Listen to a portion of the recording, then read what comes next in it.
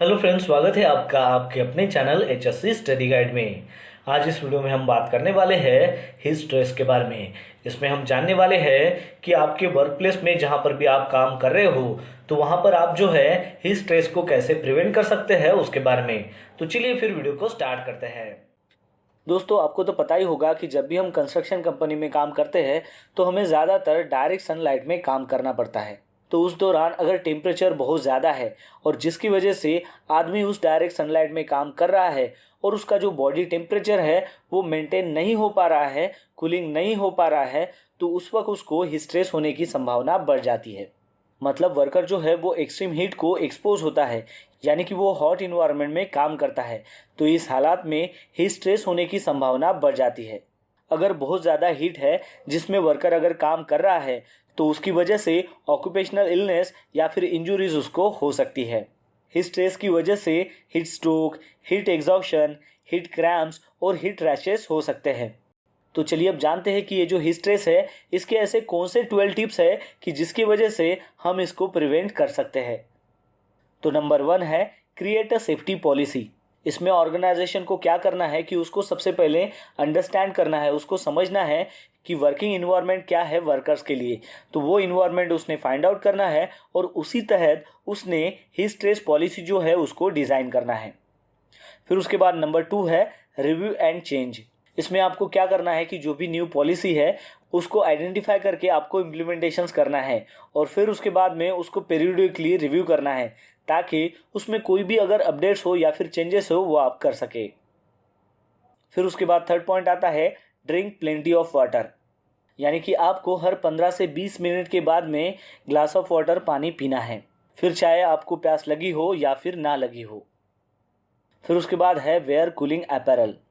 मतलब आपको जो भी कूलिंग जैकेट्स है या फिर जो भी वेट्स है वो आपको हॉट वर्किंग इन्वायरमेंट में पहनना है ताकि आपको इमीडिएटली कूलिंग रिलीफ हो सके। फिर उसके बाद है अवॉइड बेवरेजेस, यानी कि चाय हो, कॉफ़ी हो, अल्कोहल हो या फिर जो भी स्पाइसी चीज़ें हो या फिर सोडा हो, इन सभी को आपको अवॉइड करना है उस हॉट कंडीशंस में। फिर उसके बाद है रेस्ट रूम्स। इसमें आपको आपका जो वर्किंग एरिया है उसमें आपको रेस्ट रूम जो है वो क्रिएट करना है ताकि वर्कर्स जो है वहाँ उस रूम में बैठकर उसकी बॉडी को कूल डाउन कर सके। फिर उसके बाद है कोल्ड शावर, यानी कि आपका जो वर्क प्लेस है जहाँ पर बहुत ज़्यादा हीट है, जहाँ पर बहुत ज़्यादा हाई ह्यूमिडिटी है और वैसी इन्वायरमेंट में अगर वर्कर काम कर रहा है तो वहाँ पर आपको कोल्ड शावर जो है उसकी अरेंजमेंट करनी है। फिर उसके बाद है लेस स्ट्रेनस वर्क। आपको इसमें क्या करना है कि जो समर का टाइम है जो 1 बजे से लेकर 4 बजे तक का है, उस दौरान सूरज की जो किरणें हैं वो बहुत ही ज़्यादा स्ट्रांग होती है। तो उस टाइम पीरियड में आपको बहुत ही कम जो है वो बाहर काम करना है और हो सके तो उस काम को अवॉइड करना है। फिर उसके बाद है लेवल अप हीट एक्सपोजर, यानी कि इसमें क्या करना है कि जो भी वर्कर्स है जो हीट को एक्सपोज कर रहे हैं तो उनका जो वर्कलोड है वो आपको ग्रेजुअली इंक्रीज करना है ताकि वो जो हीट है उसके साथ वो एडजस्ट हो सके। फिर उसके बाद का पॉइंट है एजुकेशन। इसमें आपको क्या करना है कि जो भी आपके पास वर्कफोर्स है उसको आपको एजुकेट करना है और उनको बताना है कि जो भी हीट रिलेटेड सिम्टम्स है वो आपको कैसे आइडेंटिफाई करने हैं और किस प्रकार आपको मेडिकल हेल्प जो है वो देना है या फिर आपको उसको लेना है जब भी उसकी ज़रूरत हो।